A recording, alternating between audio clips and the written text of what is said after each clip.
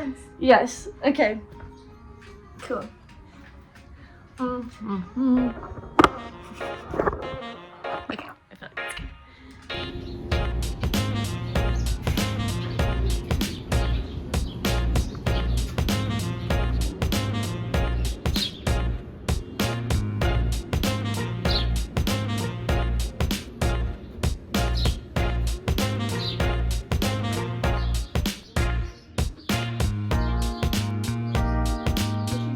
Hey guys, this is Ray, and she owns Parlour Books on Dauphine Street in New Orleans.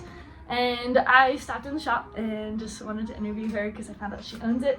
So tell me a little bit about, either you could start with the history of just kind of like how you got here, what inspired you to open a bookshop, or you can kind of talk about where it's at now, and then we could retro. Well, I opened the bookshop in October of 2022. Okay. After I moved here 3 years ago, and I started just selling books out on the street, popping up at all the art markets and asking every coffee shop and bar and corner store if I could just pop up in front of them. Cool. Which was very well received in the town. And then I just waited until my dream spot came up. I worked in secondhand bookshops all over the place in California and New York and London. Oh, nice. Before moving here. Okay, so why did you go to those places to work in bookshops, or did you work in bookshops to be able to go to those places? Not necessarily. It's just all I kind of know and all I've wanted to do my whole life, when people say, follow what you love. Yeah. So how did you make that work for you? I used to work in bars, bartending, and on my breaks or on my days off or in the mornings before going to work, I realized I was spending all of my time in bookstores or just reading. Aww. And so I eventually just started asking them for a job. And it's kind of a hard industry to break into because a lot of people that work in the bookstores don't leave. So I had to, I went and volunteered at a lot of different libraries and friends of the library things, and then I started working just for book credit in bookstores. Cool. And then how did you start your collection to sell and do the pop-up markets? I think it just came so naturally. Really? As my brother, who recently came to the shop for the first time, said, he was like, wow, it looks just like your childhood bedroom in here. So. Oh, that's so sweet. I think I was born a book hoarder. Yeah. Yes, I understand that a little bit. Yeah, I have a lot of books as well. And my dad, every time we move, my mom is like, we have 100 books or boxes of your books. It's just ridiculous. But we've moved a lot. Yeah, it's really hard. Yes, yes, but it's a beautiful thing. And you have a really cool collection. I was looking at some of the titles, and they're the classics. I feel like some secondhand books just kind of nothing you really recognize, but there's a lot of good stuff in here. Well, thank you. I try. It's a pretty small space, so I feel like I have to keep it pretty well curated. Yeah. Yes. And because it's my shop, I realize I just get to sell what I want to sell. After working for so many other people's bookshops. Yeah. It's nice to. Cool. So how do you bring the books in? What is your process? Do you go out and look for them at different places and then just pull them into your shop? Everywhere you can think of. Yeah. Okay. But also lately, since I opened the shop, people have been bringing them to me, which is really nice. Really? Oh, that's I'm sure cool. at some point today, a nice neighbor is going to come by and ask me to go through their books for them. Yeah. Oh, with a nice. box. Yeah. Cool. And then do you still do pop-up shops? From time to time, but I should more. Okay. What do you think you've learned, and what skills have you gained since opening 2 years ago? Almost? Year and a half. Year and a half?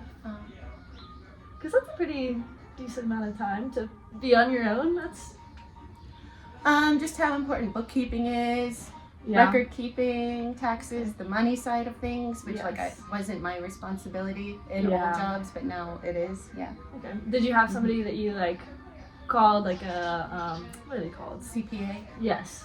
I tried. Not super fun. It just wasn't helpful. Yeah. Okay. So now I've just been doing it myself. Nice. For better or worse. Yes. We'll find out.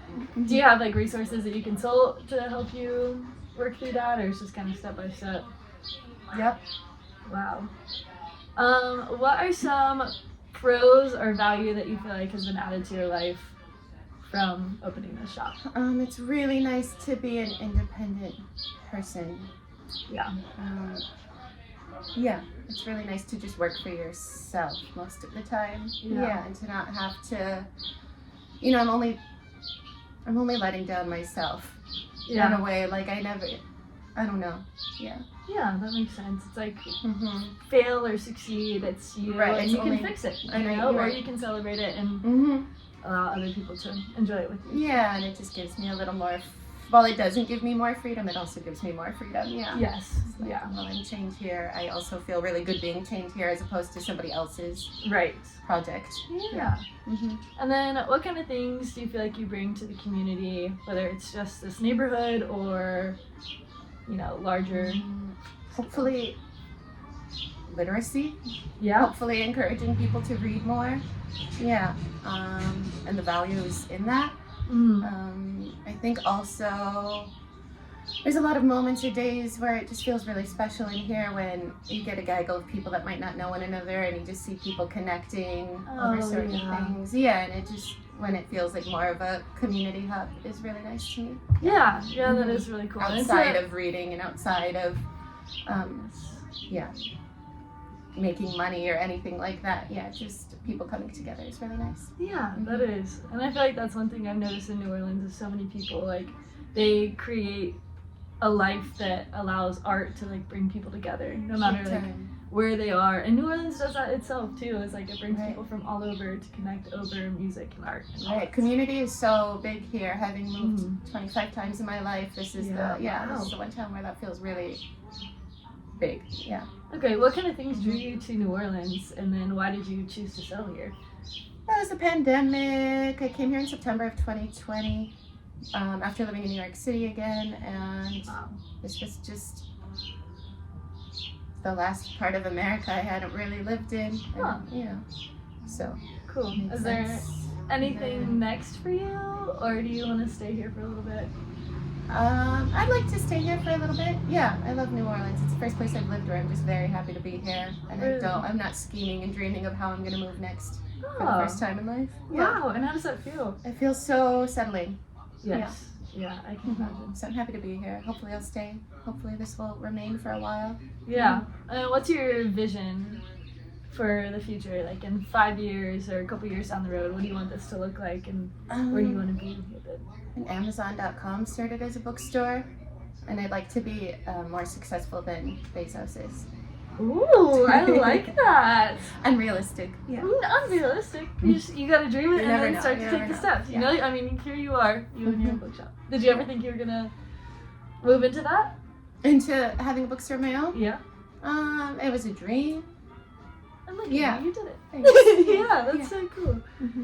Well, any words of advice for people, maybe bookstore or following their dreams? Don't listen to other people when they try and persuade you out of it. For every person that was encouraging to me to open a bookstore, there were 25 people who would ask me if I knew that I was opening a bookstore, what kind of business I was like, what a failing business, who would ever open a bookstore in this day and age, and just really trying to encourage me not to do it. So I'm really glad I didn't listen to them. And I don't think you should listen to other people if you're set on something. That's beautiful. Yeah. Thank you very much. Thank you very much. Yeah.